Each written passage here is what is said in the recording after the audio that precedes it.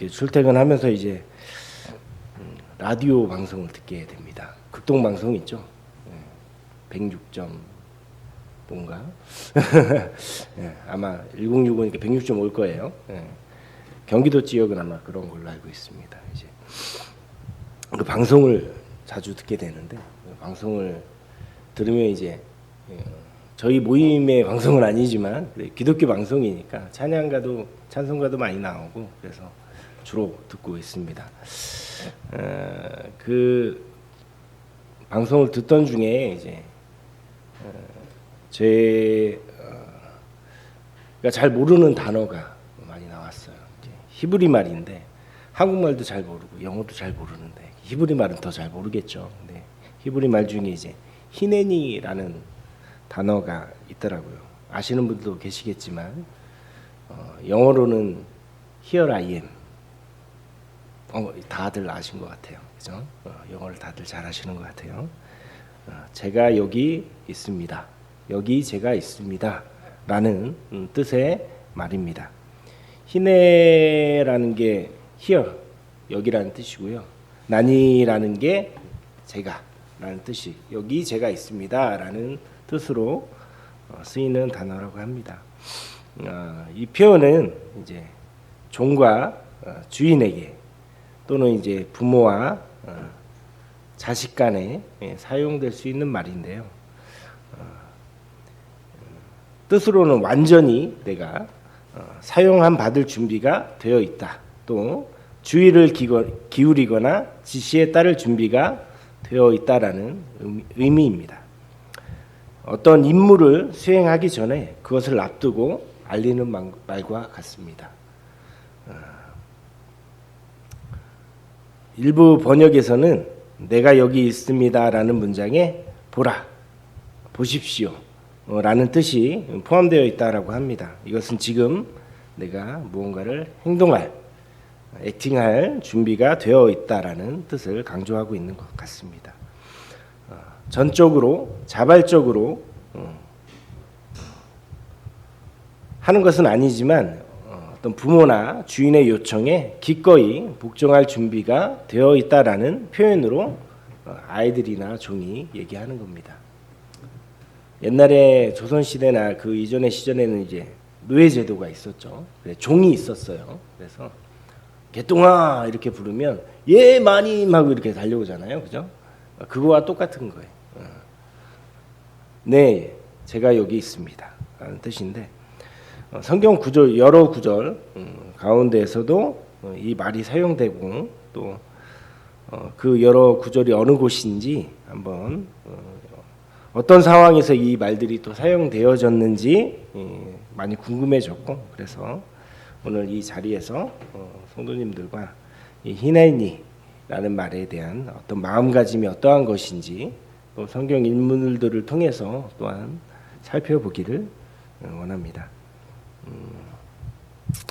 첫 번째 히네니는 출애굽기 3장 4절에 나와 있습니다.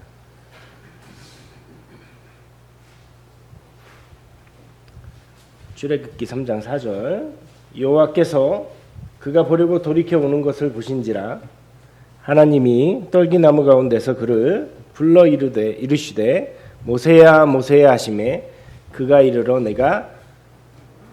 이르되 내가 여기 있나이다. 모세가 애굽에서 태어났죠. 이집트. 그때 이스라엘 민족들은 이집트 왕조, 애굽 왕조에게 노예로서 많은 탄압을 받고 있었습니다. 탄압받은 이유는 그 수가 많아져서예요. 그 수가 이집트인들보다 많아지고 그들이 단결된 모습이 보니까 반역할 것 같은 거죠. 그러니까 그들을 압제함으로 그들을 탄압하고 있던 시기입니다. 그들 노예로 사용되었고 많은 노역과 공사장에서 그들은 고생의 삶을 살고 있었습니다. 그 가운데 모세가 태어나게 되고 그때 당시에 아이들을 많이 낳으니까 아이들을 죽이려고 했죠.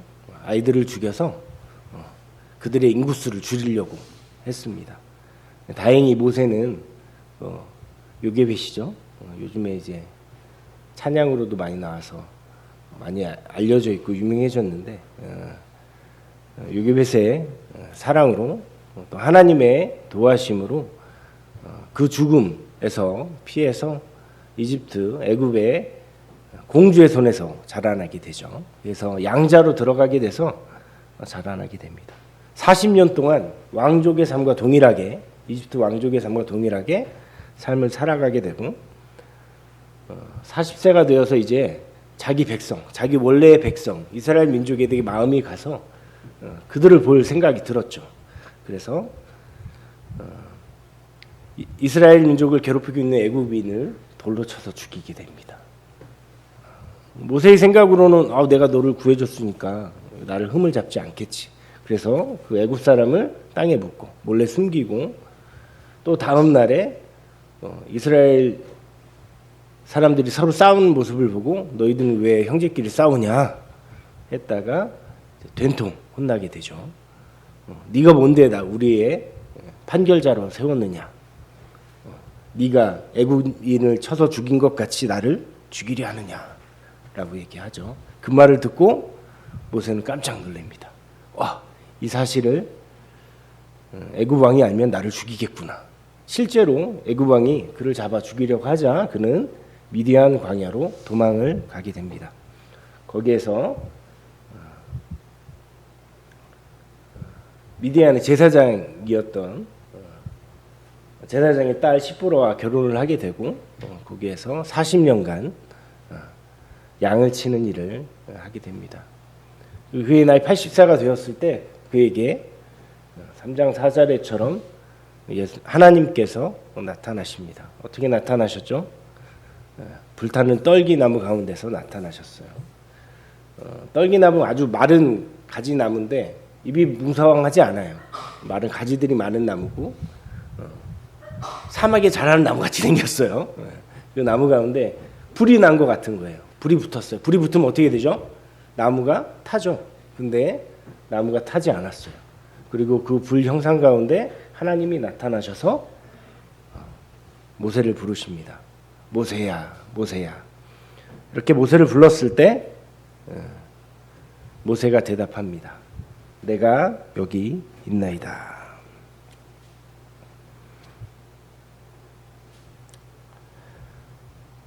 모세는 자기의 지금 부유한 성격과 자기의 지위적인 것들을 통해서 이스라엘 민족을 돌아보려고 했어요. 하지만 그것들로는 부족했던 것이죠. 그를 낮추시기 위해 40년간 하나님은 그를 광야에서 양을 치게 하셨어요. 양을 치는 일 자체가 어떻죠? 쉬운가요? 안 쳐봐서 저도 잘 모릅니다. 하지만 듣기로 양을 치려면 하루만 그냥 나갔다 오는 게 아니에요. 넓은 지역을 서서히 돌아다니면서 오는 거예요. 그래서 중간중간에 있는 우리의 양을 몰아넣고 또 양들이 풀을 뜯는 와중에 짐승들로부터 그들을 보호해야 하고 밤에 자는 중에도 보호해야 돼요. 그럼 어떻게 해야 돼요? 밤낮 수고해야 하죠.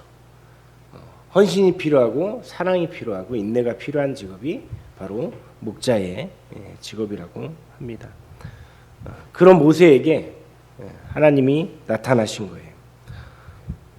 근데 그때 모세의 마음을 보면 3장 6절 보도록 하겠습니다. 또 이르시되 나는 내 조상의 하나님이니 아브라함의 하나님, 이삭의 하나님, 야곱의 하나님이라. 모세가 하나님 배웠기를 두려워하여 얼굴을 가리매. 모세는 그 전에 하나님을 만났었을까요?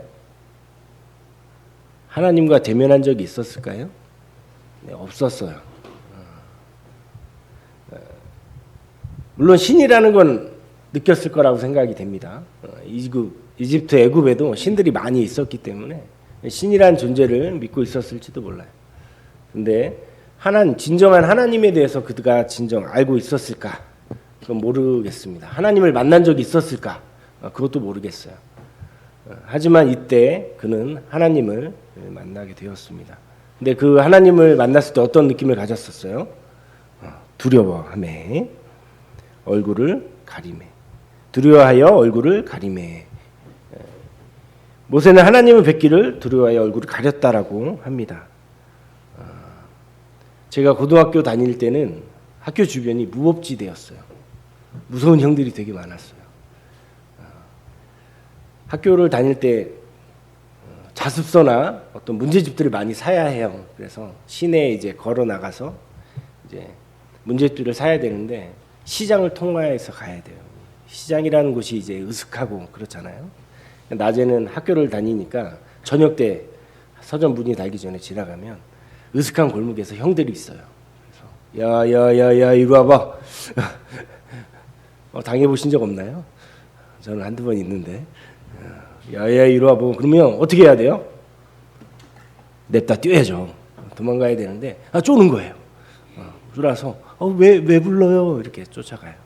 쫓아가면 몇 대 맞고 시작하죠. 몇 대 맞고 이렇게 시작합니다. 그러면 이제 야 있는 거 다 터놓으래. 야 10원 있으면 한 대 100원씩 막 이렇게 진짜로 그랬어요. 영화에서만 보던 그런 게 아닙니다. 그런 시절이 있었는데 모세도 이렇게 떨고 있었어요. 왜? 무서웠으니까. 신이란 무서운 존재예요. 나를 어떻게 할지 모르는 그만큼 뛰어난 있고 힘이 있는 강력한 존재였습니다. 모세는 무서워했습니다. 모세가 아는 하나님은 그저 두렵고 무서운 존재였습니다. 여기 히넨이라고 대답했을 때는 무슨 뜻이 있는 게 아니에요. 내가 뭐든지 하겠습니다. 앞서 얘기했던 뜻대로 내가 복종하겠습니다라는 뜻이 아니에요.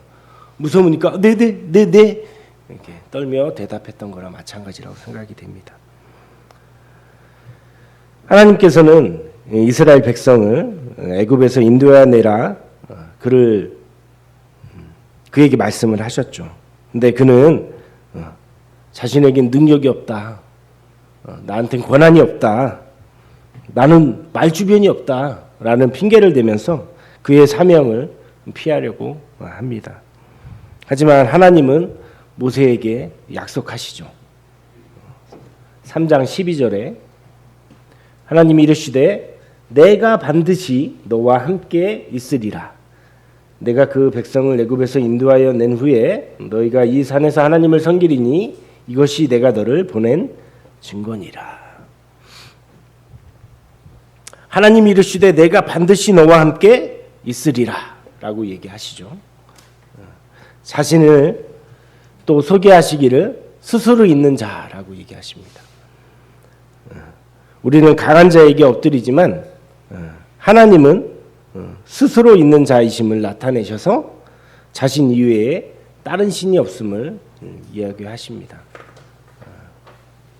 스스로 있는 자. 여기에서 Here I am. 나 여기 있는 사람이야. 난 스스로 있어.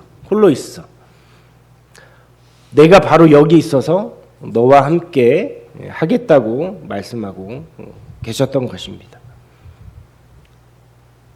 우리들만 주인 앞에서 저 여기 있습니다 라고 얘기하는 것이 아니라 하나님께서도 내가 여기 있다.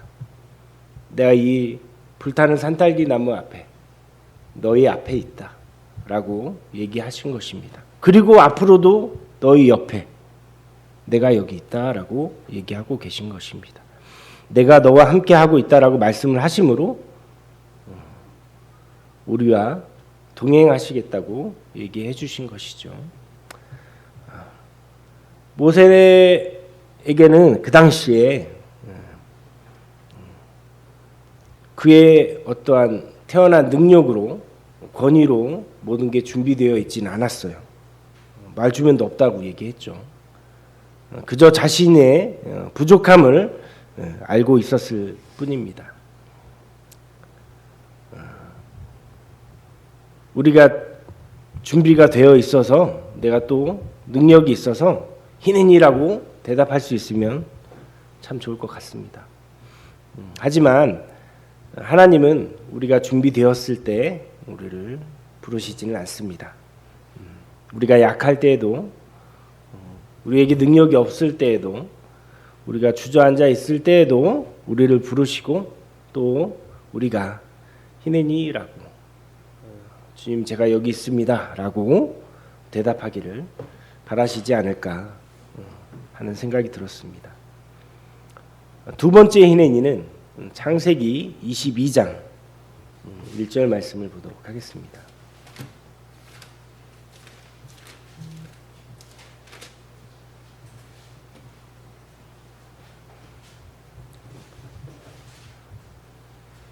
그 일 후에 하나님이 아브라함을 시험하시려고 그를 부르시되 아브라함아 하시니 그가 이르되 내가 여기 있나이다.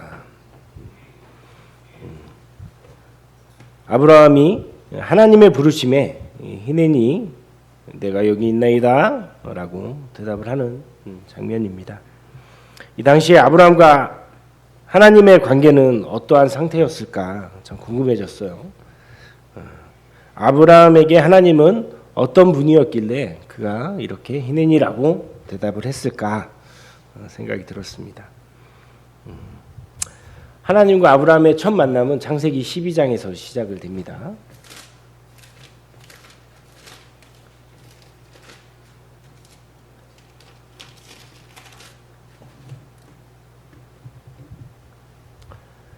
창세기 12장 1절에 여호와께서 아브라함에게 이르시되 너는 너의 고향과 친척과 아버지의 집을 떠나 내가 내게 보여줄 땅으로 가라. 내가 너로 큰 민족을 이루고 내게 복을 주어 내 이름을 창대하게 하리니 너는 복이 될지라. 하나님의 말씀을 따라 아브라함은 자신의 모든 것을 가지고 그의 부인 사레와 함께 조카 롯과 함께 그의 고향 땅을 떠나게 됩니다. 창세기 15장에서는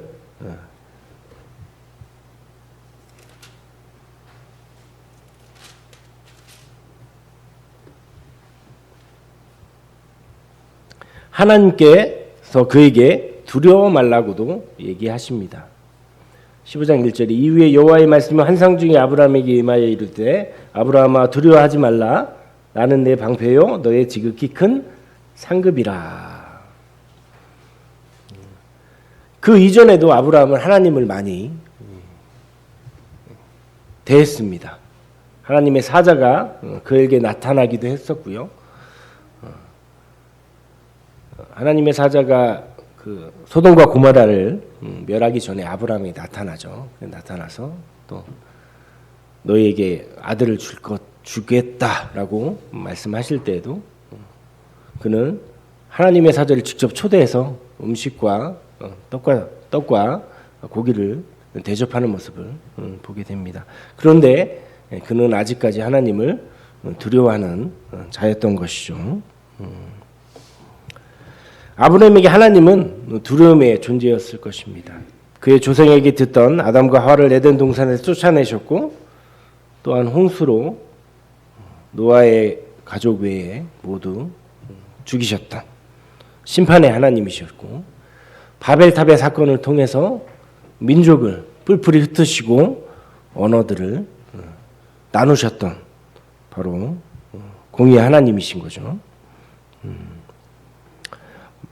이런 두려운 존재였던 그 하나님께서 그에게 말씀을 하고 계시는 거죠. 그런 아브라함에게 이제 하나님이 약속을 하시죠. 어떤 약속이었을까요? 바로 그의 자손을 통해서 그 민족에 이루겠다라고 말씀을 하셨고 그게 단순하게 그의 자손이 아니라 사라에게서 난 자손을 통해서 그 약속을 이루겠다고 말씀을 하신 것이죠. 그가 처음 하나님을 떠날 때가 75세였고 그가 두 번째 약속을 받았을 때가 99세였습니다. 75세도 많지만 99세는 더 많죠. 사레의 나이는 아브라함과 10살 정도 차이 났던 것 같아요. 99세, 89세, 90세 그만큼 많은 나이에 또 사례는 경수가 끊어졌다라고 얘기하죠. 생리가 끊어져서 의학적으로는 다 아시겠지만 아이를 낳을 수 없는 상태였어요. 정조와 난자가 만나야 되는데 난자가 없어요. 그러면 아이를 낳을 수가 없죠. 불가능한 일입니다. 사람이 하기에는 절대 가능하지 않은 일이죠. 근데 하나님이 약속하셨어요. 그의 아들을 낳을 것이라 하고 그 이름을 이삭이라고 하라고 했죠. 근데 놀랍게도 하나님의 약속은 이루어졌습니다. 근데 그의 나이 99세에 하나님의 사자가 나타나셔서 그 얘기를 하셨을 때 아브라함은 비웃었습니다. 웃었다고 얘기하죠. 17장 17절에 보면 아브라함이 엎드려 웃으며 마음속으로 이르되 100세 된 사람이 어찌 자식을 낳을까? 사례는 90세니 어찌 출산하리요? 하고 사례도 마찬가지였어요.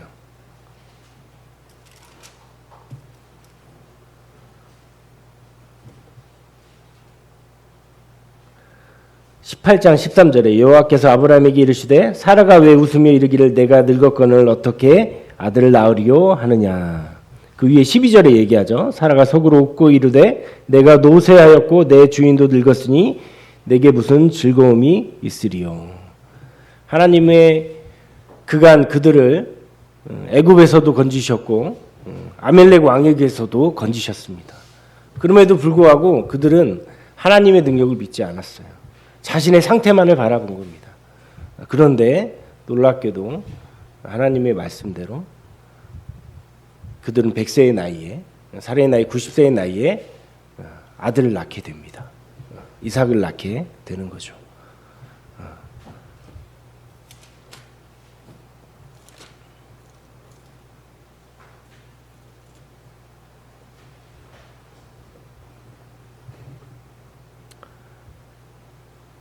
아브라함은 하나님의 놀라운 능력, 또 하나님이 약속이 어떻게 이루어지는지 직접 몸으로 체험을 했습니다. 자신의 아들을 받음으로 또 그의 삶 가운데 또 하나님을 직접 체험함으로 이제 하나님이 어떠한 분이신지 그는 아는 자였어요. 그 약속을 믿는 믿음의 사람이 된 것입니다.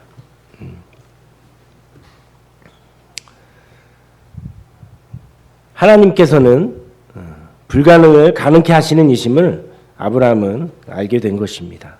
그리고 하나님은 자신의 언약을 지키시는 이심을 그는 이제 믿어 의심치 않는 자가 된 것입니다. 그는 이제 준비가 된 것이에요. 하나님이 어떠한 명령을 내리든 하나님이 어떠한 지시를 내리든 그는 따를 수 있는 준비가 된 것입니다. 하나님은 약속을 이루시는 분이시니까요. 그래서 그는 22장 1절에 희는이라고 대답할 수 있었던 것이라 생각이 됩니다. 그런 아브라함에게 하나님이 명령하시죠. 뭐라고 명령하시죠? 내 아들 이삭을 번제로 드리라. 이 말을 들은 아브라함은 어떤 생각을 했을까요? 성경에 나와 있지 않습니다. 하지만 그의 다음 행동을 보면 참 놀랍다는 생각이 듭니다. 22장 3절에 보면 아브라함이 아침에 일찍 일어나 나귀에 안장을 지우고 두 종과 그의 아들 이삭을 데리고 번제했을 나무를 쪼개어 가지고 떠나 하나님이 자기에게 일러주신 곳으로 가더니 하나님이 명령하셨어요. 근데 그 아브라함은 바로 명령에 따르는 모습을 보게 됩니다. 미기적거리지 않았어요. 일주일만 있다 갈게요. 아침에 민성이가 일어나면 이래요. 아침에 깨우면 좀만 5분만 그리고 한 30분이 지납니다. 네. 아들을 둔 아버님들이라면 누구나 다 공감하리라고 생각이 됩니다. 아브라함은 그러지 않았어요. 다음날 아침 일찍 일어나 하나님의 명대로 이삭을 데리고 또 번제드릴 준비를 하고 하나님이 명령한 곳으로 가시게 됩니다. 그는 주저하지 않고 바로 행동에 옮깁니다. 아들을 번제단에 올리고 칼을 들어 그를 죽이려 할 때도 그는 머뭇거리지 않았습니다. 하나님이 어떠한 일을 시키더라도 그는 토를 달지 않았습니다.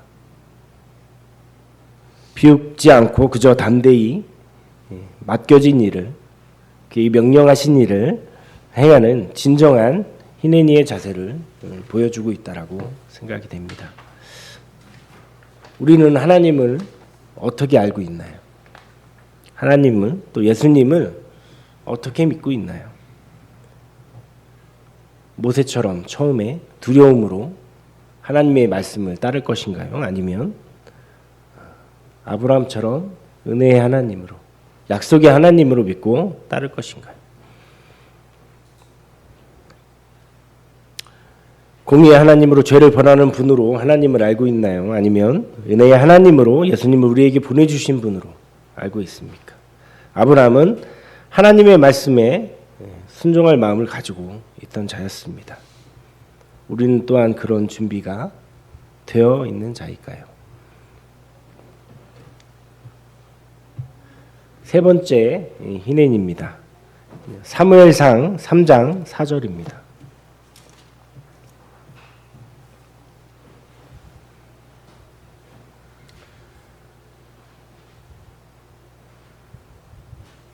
여호와께서 사무엘을 부르시는지라 그가 대답하되 내가 여기 있나이다 하고.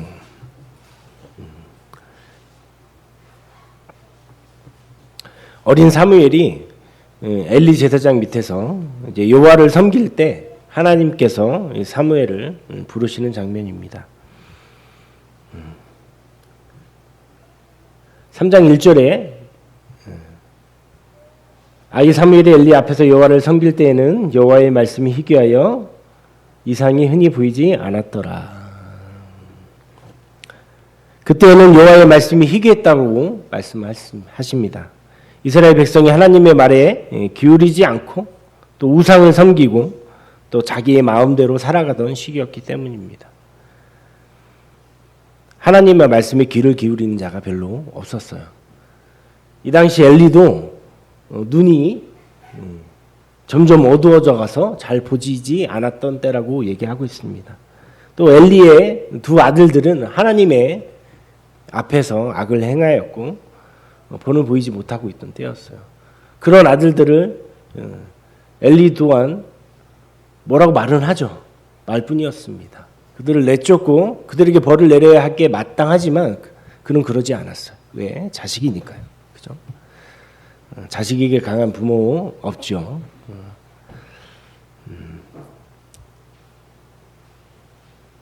사무엘을 부르신 하나님의 음성을 듣고도 사무엘은 여기 있나이다 라고 대답을 하지만 곧바로 누구한테 가죠? 엘리 제사장에게 달려갑니다. 사무엘은 어려서부터 하나님의 은총으로 세상에 난 자였습니다. 아이를 가지지 못하던 한나의 기도를 통해서 하나님께서 들으시고 사무엘을 허락하셨죠. 그래서 사무엘은 어려서부터 여호와를 섬기는 자로 자라났습니다. 사무엘상 2장 26절에 아이 사무엘이 점점 자라매 여호와와 사람들에게 은총을 더욱 받더라. 그런 사무엘이었지만 이런 사무엘도 하나님의 부르심에 바로 응답하지 못했어요.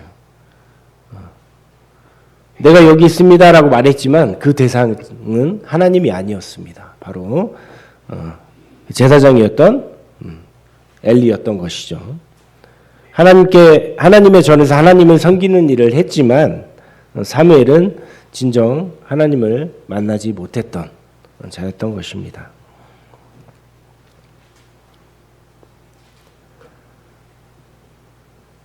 사무엘 3장 7절에 사무엘이 아직 여호와를 알지 못하고 여호와의 말씀도 아직 그에게 나타나지 아니한 때라. 지금 저희들을 생각해 보면 이 이 당시 사무엘에 비해서 우리들은 참 복을 받은 사람이에요. 사무엘은 하나님이 나타나지 않으냐 하시면 하나님을 알 수가 없는 자였어요. 아무리 하나님을 섬기는 성전에서 일을 하지만 하나님께 제사를 드리는 일을 도와주는 일을 했지만 에봇을 입고 하나님의 제사를 드리는 사람이었지만 하나님이 나타내 주지 않으시면 그는 하나님을 알 수 없던 자였습니다. 하지만 우리들은 어때요? 우리가 알고자 하면 널려 있어요. 하나님을 증표하는 증거들이 널려 있어요. 가장 큰 증표가 어디 있어요? 성경에 있죠. 세상에 가장 팔린 책이고 가장 많은 책이 많이 있는 책이 성경입니다. 그럼에도 불구하고 찾지 않죠. 말세의 징조라고 생각이 됩니다.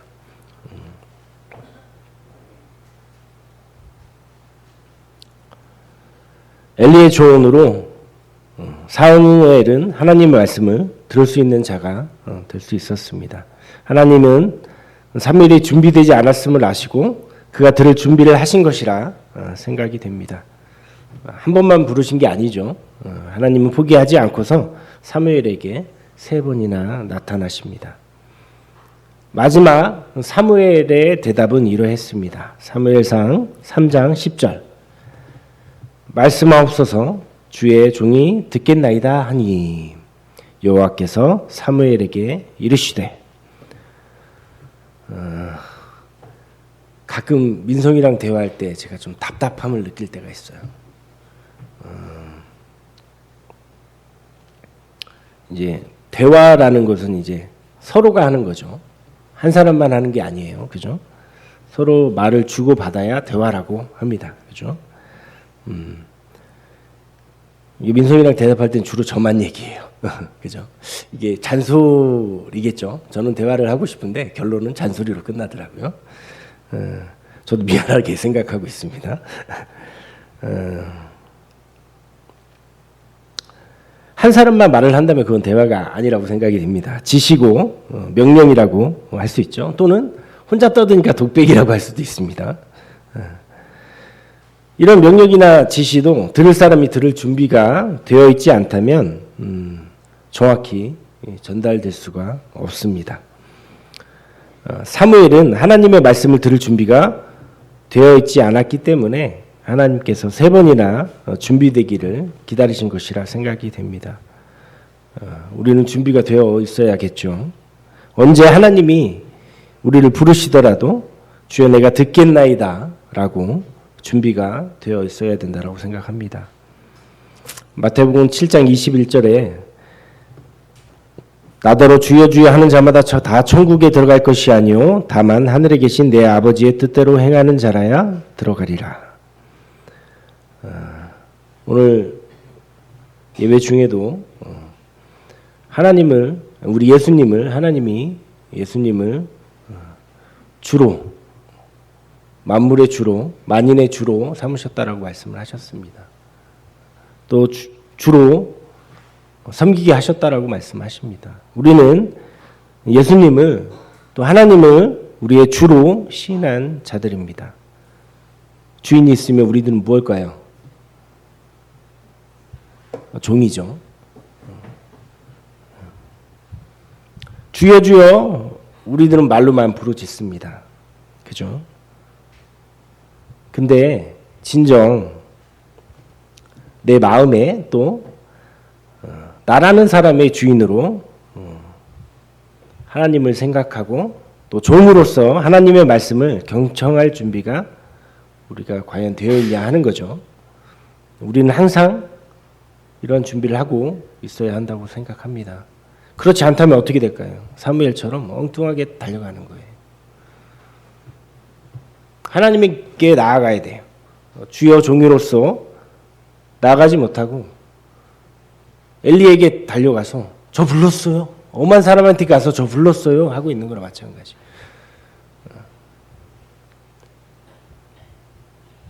하나님께서는 주의 종으로서 하나님의 말씀을 들을 준비가 된 사무엘에게 이제 말씀을 하기 시작합니다. 또 그를 통해서 하나님의 말씀이 이스라엘에게 전해지길 원하셨고 그대로 하셨습니다. 그의 말이 하나님의 말씀이 땅에 떨어지지 않았다라고 얘기해요. 땅에 떨어지지 않았다는 말은 계속 전해졌다는 뜻입니다. 하나님을 멀리 떠나 있고 하나님이 아닌 우상을 섬기던 이스라엘 민족에게 하나님의 말씀이 그의 말씀 통해서 그의 입을 통해서 전해졌다라고 얘기하고 있는 것입니다. 네 번째 희내는요, 이사야서 6장 8절입니다.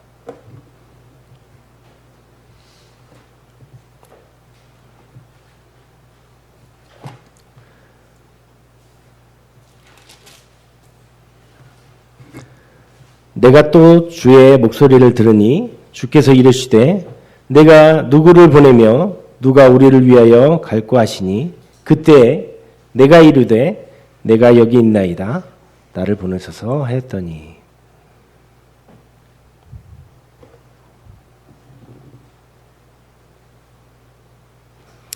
이스라엘은 사사기 때를 마지막으로 하나님께 인간의 왕을 구하게 됩니다.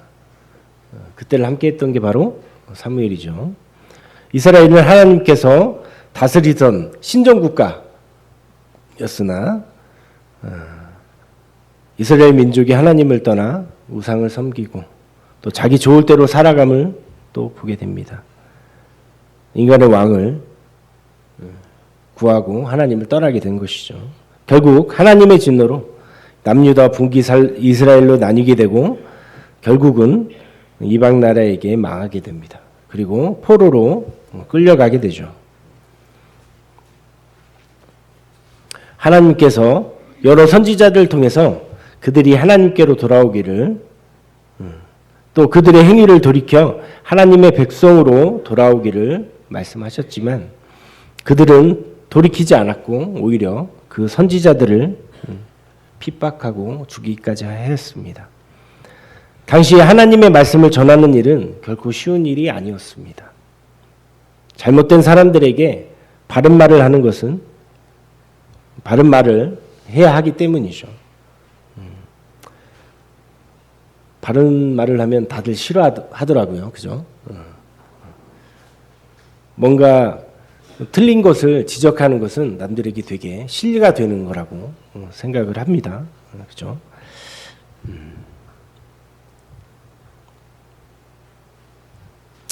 그 대상이 일반 사람일 뿐만 아니라 권위를 가지고 있는 왕들이었다면 그건 더욱더 힘든 일이었을 거라 생각이 됩니다. 잘못하면 어떻게 되죠? 갇히거나 감옥에 갇히거나 죽음을 당할 수 있기 때문일 것입니다. 요즘에는 길에서 아이들이 담배를 피거나 침을 뱉거나 쓰레기를 버리거나 나쁜 짓을 할 때 훈계를 잘 하나요?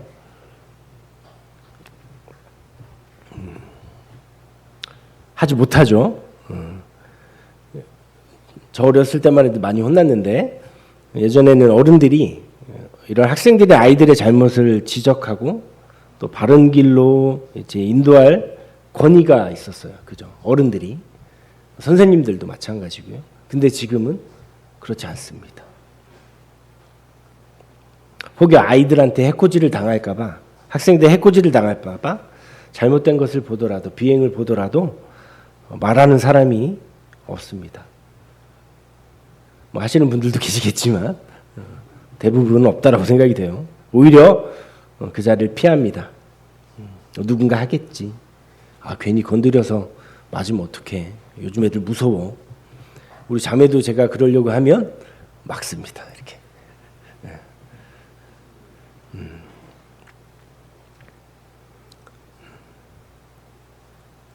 그게 맞는지는 모르겠어요. 요즘은 주위 환경이나 또 주위 사람들을 너무 의식해서 바른 일을 하는 걸 두려워합니다. 교회 내에서도 그런 일들이 있을 때가 있었어요. 아이들을 훈계했다고 그 부모가 왜 훈계하느냐, 내 자식 내가 하겠다라고 하는 집도 있었어요. 안타까운 일이죠. 아이들의 잘못은 어른들이 잡아줘야 합니다. 꼭 부모나 할 수 있는 것은 아니라고 생각합니다. 잘못된 것은 잘못됐다고 말할 수 있어야 합니다. 그렇게 나서는 사람이 있어야 아이들이 바른 길로 나아갈 수 있습니다. 어른들도 마찬가지예요. 옆에 형제자매가 말해줘야 해요. 바른 일이라면. 이렇게 나서는 사람이 있어야 바른 길로 갈 수 있습니다. 이런 어려운 상황에서 이사야는 당당히 이야기합니다. 내가 여기 있나이다. 나를 보내소서. 나의 상황이 되고 능력이 되어서 하는 일이라면 누군지 이렇게 얘기할 수 있을 것 같아요. 당연히 할 수 있으니까. 하지만 그렇지 않은 상황에서, 능력이 부족한 상황에서 하겠다라고 말할 수 있는 것은 정말 참된 희내니가 아닌가 생각을 하게 됩니다. 이사야도 결국에는 므낫세의 왕에게 순교를 당하게 됩니다. 하지만 그의 말씀은, 또 그의 예언은 아직까지도 남아 있습니다. 또 주님을 예표하고 또 주님의 사역을 예언하였고 또 주님을 통해서 그 예언이 성취가 되었습니다. 비록 내 상황이 어렵고 힘들다 할지라도, 남들이 나를 어떻게 생각할지라도, 비난할지라도, 또는 해코지를 당할지라도 하나님의 말씀을 전하는 일에 우리는 진정 희내니라고 고백을 할 수 있어야 하지 않을까 생각을 합니다. 불타는 떨기나무 가운데서 하나님이 모세를 부르실 때 모세는 희내니라고 대답했습니다. 그리고 그에게 어떤 임무가 주어졌는지, 또 그 다음에 무슨 일이 일어났는지는 여러분들도 다 아실 것이라 생각이 됩니다. 또 하나님께서 아브라함에게 다가가셔서 외아들을 제물로 바치라고 하셨을 때 아브라함은 하나님이 어떠한 것을 요구할지 모른 채 희내니라고 대답을 했습니다. 하나님께서 어린 사무엘을 3번 부르셨는데 그는 그 후에야 제가 듣겠습니다 라고 대답을 했습니다. 이사야서 6장에서는 하나님께서 누가 당신을 위해 그 험한 곳으로, 죽음의 곳으로 갈지를 물으셨을 때 이사야 선지서는 기꺼이 희내니 나를 보내소서라고 외쳤습니다.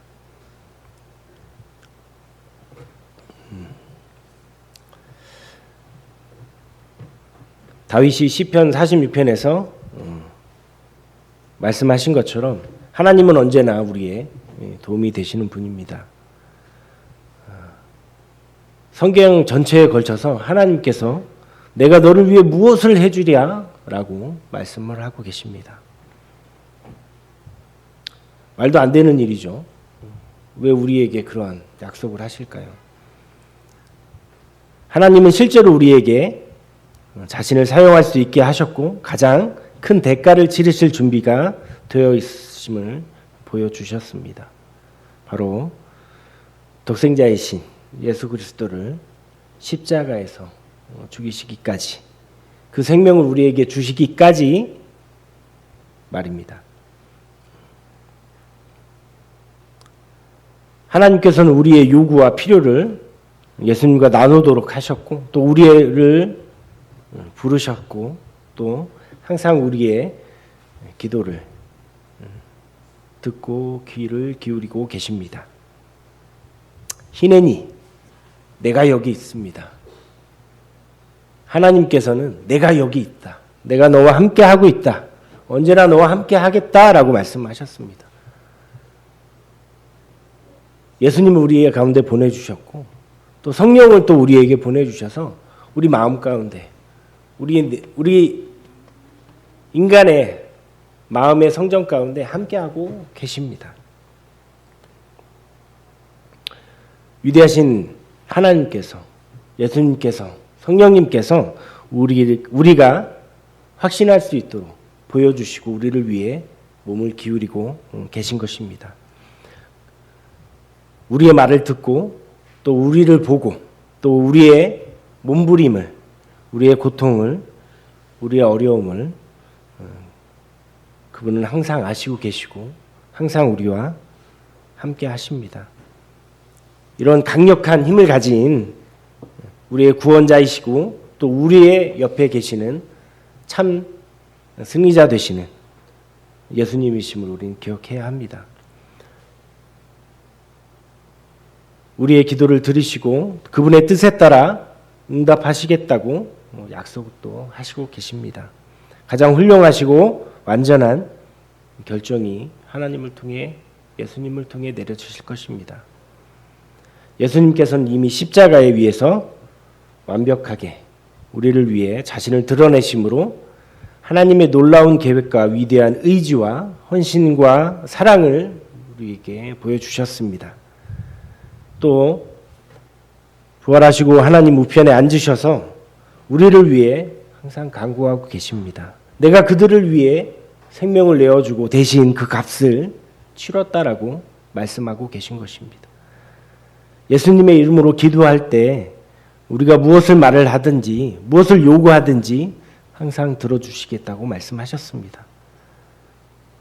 그런데 우리는 우리를 향한 하나님의 부르심과 예수님의 부르심과 요청에 희낸이라고 무조건 응답할 수 있는 준비가 되어 있냐 하는 것입니다. 주저하고 있지는 않을까요? 희낸이는 믿음을 요구합니다. 헌신을 할 준비를 또 요구합니다. 의지와 행동을 요구합니다. 모세처럼 두려움으로 하나님 앞에 나아갈 것입니까? 아브라함 같이 믿음으로 나아갈 것입니까? 사무엘처럼 종의 마음으로 듣고자 하겠습니까? 이사야 같이 나를 보내시기를 서원하시겠습니까? 선택은 우리의 몫입니다. 하나님은 우리에게 아들을 주시기까지 헌신하시는데 우리는 예수님의 구속사역의 대가를 치르려는 어떤 무조건적인 헌신과 준비가 되어 있습니까? 하나님이 오늘 민성아 부르면 성현아 부르면 여러분은 무엇이라 대답하시겠습니까? 그것이 무엇인지도 모른 채 당신은 하나님을 섬기는데 자신을 바칠 준비가 되어 있습니까? 우리를 부르시는 음성이 들릴 때까지 우리는 기다릴 필요는 없습니다. 항상 말씀을 통해 우리를 부르고 계시기 때문입니다. 우리의 기도 가운데에서도 우리를 부르고 계실 것입니다. 우리는 하나님의 임재 앞으로 나아가야 합니다. 진리 가운데로 나아가야 합니다.